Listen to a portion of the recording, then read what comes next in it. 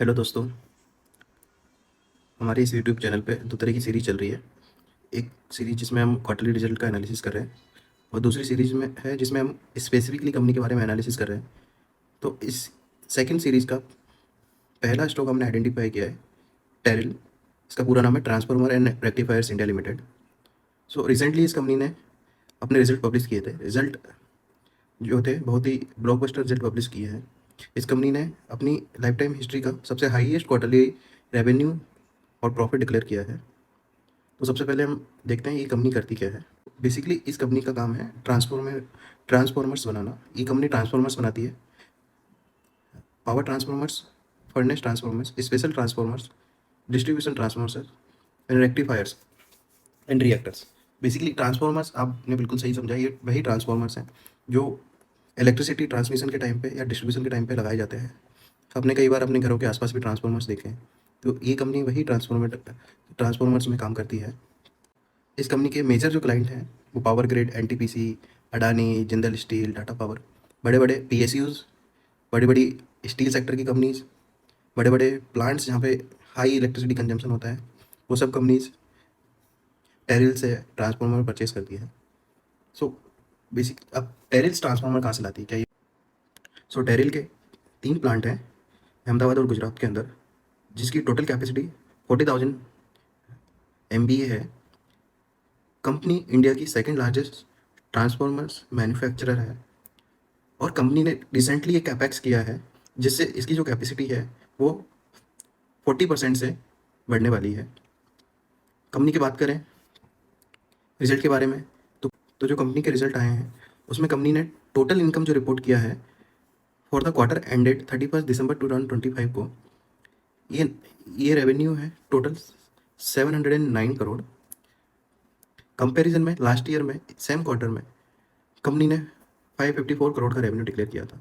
तो क्लियर आप देख सकते हैं ऑलमोस्ट 25 से 30% की ग्रोथ कंपनी ने रेवेन्यू में दिखाई है।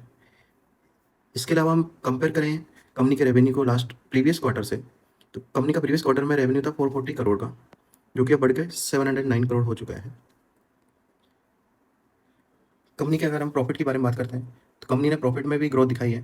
कंपनी का जो प्रॉफिट था वो 50 करोड़ से बढ़कर अभी 71 करोड़ हो चुका है और लास्ट क्वार्टर के कंपैरिजन में भी कंपनी ने अच्छी प्रॉफिट में ग्रोथ दिखाई है। कंपनी का जो मैनेजमेंट है वो अपने कॉन में बोल रहा है कि कंपनी इस क्वार्टर के इस फाइनेंशियल ईयर के अंदर टोटल 2600 करोड़ का रेवेन्यू टारगेट अचीव करेगी। तो कंपनी बोल रही है कि यहाँ पे आप देख सकते हैं कंपनी ने बोला है कि revenue target for the current financial year is 2600 crore. अगर हम इससे एस्टिमेट लगाना चाहें कि कंपनी का क्वार्टर 4 का टर्नओवर क्या होने वाला है, वो बहुत ही सिंपल है।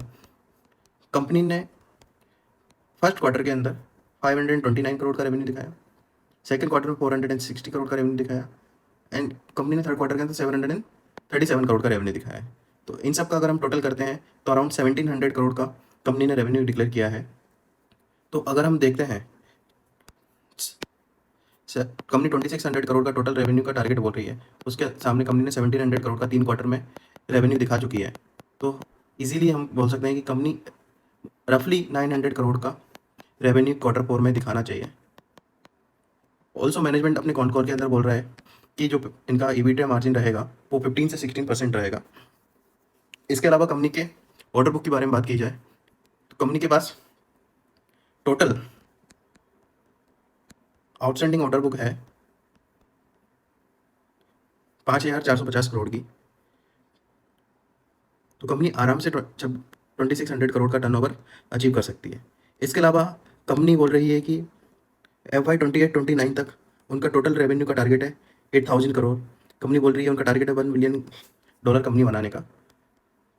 तो इस एंगल से आप देखेंगे तो अगर हम 2600 FY 25-26 में अचीव करते हैं एंड कंपनी बोल रही है कि 8,000 करोड़ उनको FY 28-29 के अंदर करना है, तो आप इजीली गेस कर सकते हैं इसके ऊपर कंपनी बोल रही है कि 15% का वो ईबीटा मार्जिन देंगे। तो रफली कंपनी 1,200 करोड़ का ईबीटा मार्जिन देने वाली है।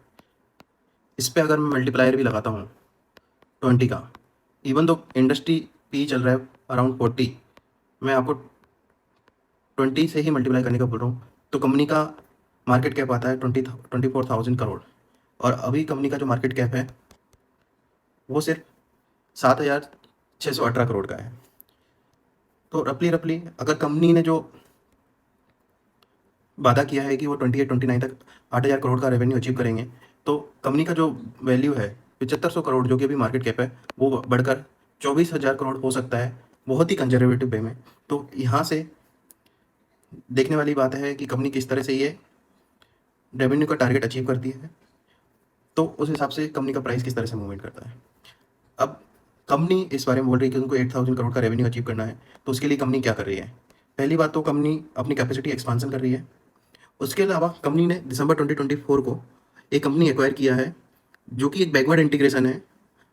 बेसिकली सिंपल लैंग्वेज में समझेंगे, ट्रांसफार्मर बनाने के लिए अगर कंपनी को कुछ रॉ मटेरियल परचेज करना है, वो पहले थर्ड पार्टी से परचेज करती थी। अब कंपनी ने उसी थर्ड पार्टी को एक्वायर कर लिया है, तो उससे कहीं ना कहीं कंपनी की कॉस्ट बचेगी और कंपनी के पास एक्स्ट्रा कैपेसिटी आएगी, जिससे वो लोग टारगेट अचीव कर पाएंगे। और कंपनी ने अपना कैपेसिटी एक्सपेंशन भी किया है। इसके अलावा कंपनी फंड रेज कर रही है। कंपनी ने फंड रेज किया है ऑलरेडी जून 2024 के अंदर।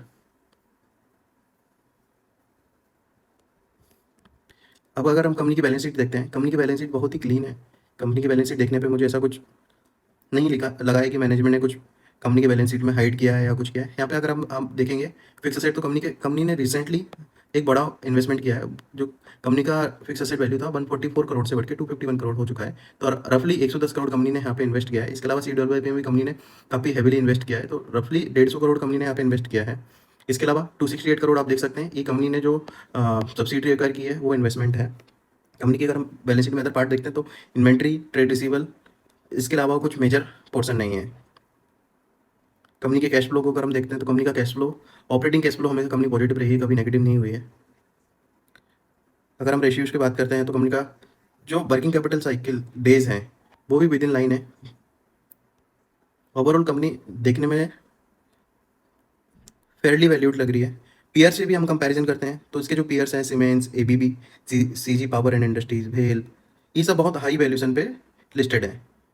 आप देख सकते हैं यहाँ पे सीमेंस 62 PE पे लिस्टेड है, ABB 58 है, भेल 112 है, टेरिल सिर्फ 28 के PE पे लिस्टेड है। अगर ये कंपनी अचीव करती है तो फ्यूचर में काफ़ी अच्छा रिटर्न दे सकती है। तो यही इतना ही मेरा व्यू है टेरिल के ऊपर। आप लोगों को अगर इन्वेस्ट करना है, तो पहले अपने फाइनेंशियल एडवाइजर से बात करें, उसके बाद ही किसी स्टॉक में इन्वेस्ट करें। स्टॉक मार्केट में रिस्क इन्वॉल्व है। ये सिर्फ मेरा एक एनालिसिस है, ये कोई रिकमेंडेशन नहीं है। Thank you.